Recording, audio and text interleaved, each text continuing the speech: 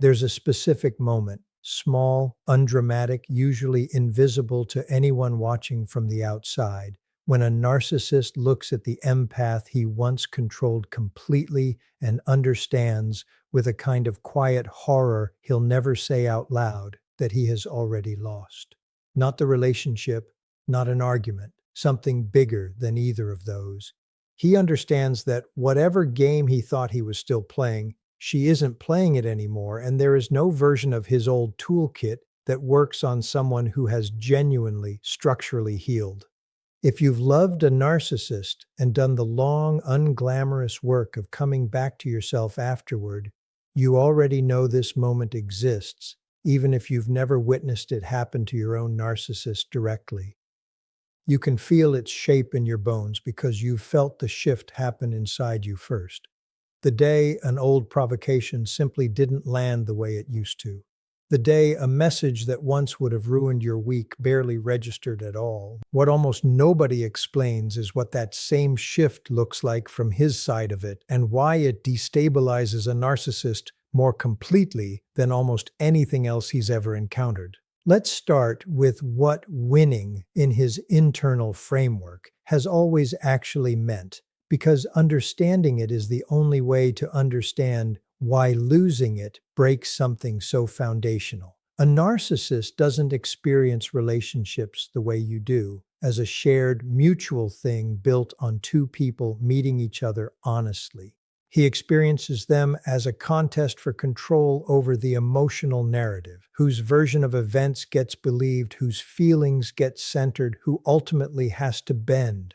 Winning for him has never meant being right in any objective sense. It has meant successfully making you doubt yourself, successfully redirecting blame, successfully keeping you oriented toward his approval as the thing your own peace depends on. Every fight, every guilt trip, every hoovering attempt after a period of silence, all of it was, underneath the surface, a bid to reassert that control, to confirm that his ability to shape how you feel about yourself is still fully intact. For most of the relationship, that bid worked, not because you were weak, but because you loved him. And loving someone makes you generous with your interpretations of their behavior, patient past the point patience was earned, willing to absorb blame that was never fairly yours in the first place. He learned your patterns the way you eventually learned his, which words made you soften, which silences made you anxious enough to reach out first, which specific vulnerabilities, once pressed, reliably produced the reaction he needed. This wasn't necessarily conscious strategy in every moment. Much of it was instinct, refined over years of trial and error, the way anyone gets efficient at something they practice constantly. But instinctive or not, it worked. And a tool that has always worked becomes, over time, something a person stops questioning. He never had to develop new tools because the old ones kept succeeding. Here's what changes everything, and it's almost never the dramatic thing people expect. It isn't a final confrontation where you say the perfect, devastating thing that finally makes him see clearly. It isn't even leaving, necessarily, because plenty of empaths leave and still remain reachable through the old tools for years afterward, still flinching at the right message, still vulnerable to the right kind of guilt. What actually changes everything is quieter and slower, the day the old tools simply stop producing the old result, not because you're performing indifference to punish him, but because you've done enough internal work that the vulnerability those tools depended on genuinely isn't there anymore. This is worth sitting with because it's the entire hinge this story turns on. A narcissist can survive you being angry at him. Anger is still supply. It's still proof you're invested, still something he can work with, redirect, use to cast himself as the victim of your overreaction. He can survive you crying, begging, even hating him, because all of those responses keep you tethered to him emotionally, which means the relationship, however damaged, is still running on the fuel it's always run on. What he cannot survive, what genuinely has no answer in his playbook, is you feeling nothing at all, not performed nothing, not the brittle, effortful nothing of someone still secretly hoping he'll notice how strong she's being. Genuine structural indifference, the kind that isn't fighting to maintain itself because it doesn't require any effort to maintain at all. This is the moment he starts to realize he can't win, and it rarely arrives all at once. It arrives in small, cumulative failures of the old strategy, each one slightly more disorienting than the last. He tries the tactic that always used to work, a carefully timed message, an appeal to nostalgia, a version of concern calibrated to make you feel guilty for having moved on without him, and it lands in a void. No anxious reply, no visible crack in your composure that he can exploit further, just silence, or worse, a calm, brief response that treats his provocation as unremarkable, ordinary, not worth the emotional investment it used to reliably extract. He tries again, maybe escalates slightly, testing whether more pressure produces the reaction less pressure didn't. It doesn't. And somewhere in that repeated failure, a realization starts to form that he has no language for and will spend enormous energy avoiding. The game has changed, and he doesn't know how to play the new one because there is no new one. There's just a person who's no longer available to be played at all. Here's what makes this particularly unbearable for him, more unbearable than an ordinary rejection would be. It isn't just that he's lost access to you specifically, though that loss is real and significant in its own right. It's that your healing represents something his entire identity is organized around denying, that people can actually recover from what he does to them, that the damage isn't permanent, that someone he spent years convincing was too sensitive, too much, too unstable to survive without his validation, has not only survived without it, but has built something that looks from the outside remarkably like peace. A peace that has nothing to do with him, doesn't reference him, doesn't require his acknowledgement or his growth or his understanding in order to exist. This is genuinely, structurally threatening to him in a way that's worth naming clearly because it goes far beyond wounded pride. If you can heal fully after everything he did, then the story he's told himself, that his behavior wasn't really that damaging, that you were always somewhat unstable to begin with, that any difficulty in the relationship was at least partially, reasonably your fault, starts to collapse under its own weight. Your visible, undeniable wellness becomes evidence against the narrative he needs to keep believing about himself. And there is almost nothing more destabilizing to a narcissist than evidence he can't successfully argue away, delivered not through confrontation, not through anything you're actively doing to him at all, but simply through the plain, ordinary fact of you continuing to live a full, calm, thriving life at a distance he can no longer close. And this is where the real unraveling begins for him, because up until this point, he's always had a strategy for every version of loss he's encountered. Rejection gets reframed as him being too good, too intense, too misunderstood for someone incapable of appreciating him. Conflict gets rewritten, so he's the reasonable one and you're the difficult one. Even the initial silence after you left had a strategy attached to it. Wait it out, assume it's temporary, deploy the usual tools when enough time has passed for the sting to have theoretically faded. What he doesn't have, because he's genuinely never needed it before, is a strategy for watching someone heal completely and permanently outside of any narrative he gets to author. This absence of a strategy is precisely what makes the moment of realization so disorienting for him, and it tends to surface in ways that look, from the outside, almost nothing like defeat. Most people imagine this moment as something dramatic, a breakdown, a tearful confession, some visible acknowledgement of what he's lost. It almost never looks like that. What it actually looks like is a kind of escalating, increasingly erratic attempt to reassert relevance, each attempt slightly more desperate and slightly less effective than the last, because desperation itself is new territory for someone whose entire life has been organized around never appearing to need anything from anyone. You might see it in a sudden uptick in contact after a long stretch of silence, not one message, but several, spaced out strategically, testing different angles. Concern for your well being, nostalgia about a specific memory calibrated to soften you, a manufactured crisis that conveniently requires your particular expertise or presence. Each one is a probe, testing whether this particular door, unlike all the others, might still have some give in it. When none of them work, when every probe returns the same flat, unbothered silence or the same brief, unmoved response, something in him has to reckon with information his entire framework was built to avoid, that his effect on you has a ceiling now and he's already hit it. Here's what happens next, and it's genuinely one of the more uncomfortable parts of this story to sit with, because it doesn't resolve into anything satisfying or redemptive most of the time.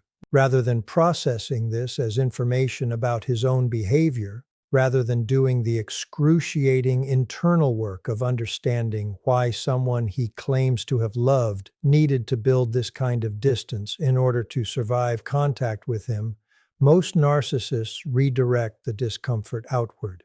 You become, in the private, unspoken narrative he tells himself, cold, heartless.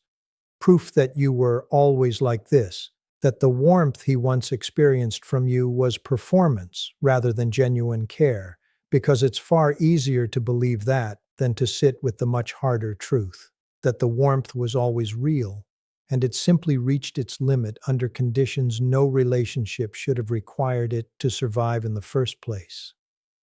This reframing serves an important function for him, even though it's built on a distortion. If you were always cold underneath, then your healing isn't actually evidence against him. It's just you finally showing your true self, a self he can position as having seen all along, ahead of everyone else. Proof of his own perceptiveness rather than proof of his own harm.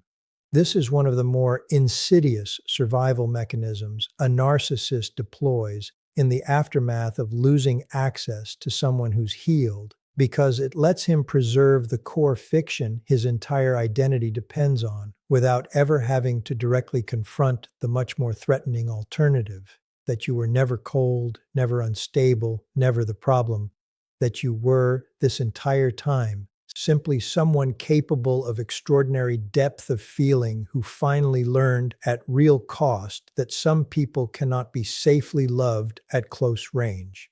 But here's the thing about that reframing, and it's worth understanding clearly because it explains why even this defense mechanism eventually starts to fail him too. Stories like that require an audience willing to believe them, and the specific audience he needs most, the people who knew you both, who watched the relationship unfold in real time, who have their own direct memories to compare against his revised narrative, increasingly don't buy it.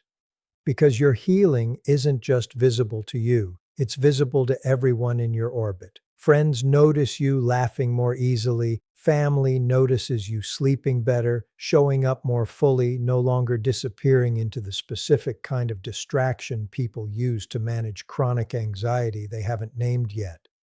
None of this requires you to say a single word about what happened in the relationship. Your wellness itself is the evidence, circulating quietly through every room you occupy, contradicting his revised story more effectively than any argument you could construct. And this is where his last available strategy, the story that you were always cold, that your healing is proof of some hidden defect rather than proof of hard-won recovery, starts to run out of road too, because the people watching you now aren't seeing coldness. They're seeing someone who laughs generously, connects deeply, shows up for people she loves with exactly the kind of warmth he's trying to convince everyone was never real. The gap between his story and the visible reality becomes, over time, too wide for even his most loyal audience to keep ignoring. And a narcissist whose revised narrative starts failing in front of witnesses is a narcissist genuinely, structurally running out of ways to avoid the one conclusion his entire psychology has spent months, sometimes years, trying not to reach: that he didn't outgrow you, he lost you. And whatever he tells himself in the privacy of his own mind, some quiet, unavoidable part of him now knows the difference. This is the moment the realization finally becomes impossible to fully outrun, even for someone whose entire life has been organized around outrunning exactly this kind of realization. Not a single dramatic confession, not a tearful admission delivered to you directly. Those endings belong to fiction, not to how narcissistic psychology actually resolves this kind of loss. What actually happens is quieter and, in its own way, more permanent, a private, wordless acknowledgement that settles into him in unguarded moments, in the 3 a.m. silences, in the specific hollowness that shows up when a new relationship fails to replicate what he had with you, in the accumulating evidence he can no longer successfully argue away no matter how many times he tries. And here's what makes this genuinely permanently different from every other loss he's experienced in his life. This one, he cannot fix through the usual channel. Every previous setback had a solution built into his own toolkit: charm applied more intensely, a new source of supply found more quickly, a story revised more convincingly. This loss doesn't respond to any of those tools, because what he's actually lost isn't access to you specifically. It's the entire premise his strategy depended on: that enough pressure applied skillfully enough over enough time eventually produces the result he wants. You disproved that premise simply by healing, by building a stability that doesn't reference him, by becoming someone his oldest, most reliable tools simply don't work on anymore. And a person who has built their entire identity around being able to win eventually has no answer for someone who was never available to be won in the first place. I want to be honest about something important here, because it matters more than the satisfaction of imagining his private reckoning. None of this was ever actually the point of your healing. That's the piece worth holding on to more tightly than anything else in this story. You didn't do the work of rebuilding yourself in order to produce this moment in him. You didn't set boundaries, go to therapy, relearn what safety feels like, rebuild your own sense of worth from the inside out, as some elaborate long game designed to eventually make him realize what he lost. If that had been the goal, his realization, or his failure to ever reach it, would still hold power over your peace, because your healing would remain in some fundamental way oriented around him and his eventual reaction to it. The actual truth is both simpler and more freeing than that. You healed because you deserved to, because staying broken, staying reactive, staying tethered to a nervous system calibrated to his moods was never a life, no matter how familiar it had become. His realization, whenever and if ever it fully arrives, is a byproduct of that healing, not its purpose. It happens because indifference is what genuine recovery naturally produces, not because you engineered it as a weapon aimed in his direction. This distinction matters enormously for how you carry this story forward, because it's the difference between healing that's still secretly waiting for his acknowledgement to feel complete and healing that's already whole, regardless of whether he ever privately concedes anything at all. You do not need him to realize he lost in order for you to have won something real. You already have it. The peace, the stability, the capacity to laugh generously and connect deeply and move through your days without his shadow determining your emotional weather, all of that is already yours, fully yours, whether or not he ever privately reckons with what happened between you. If you're in the process of building this right now, still catching yourself flinching at old triggers, still surprised by the days that pass without thinking of him at all, still not entirely sure whether the calm you're starting to feel is real or just a temporary lull before the old patterns reassert themselves, I want you to understand that what you're building doesn't require his cooperation, his understanding, or his eventual private defeat in order to be genuine. It was always going to be yours, regardless of what he does with the knowledge that his old tools no longer work on you.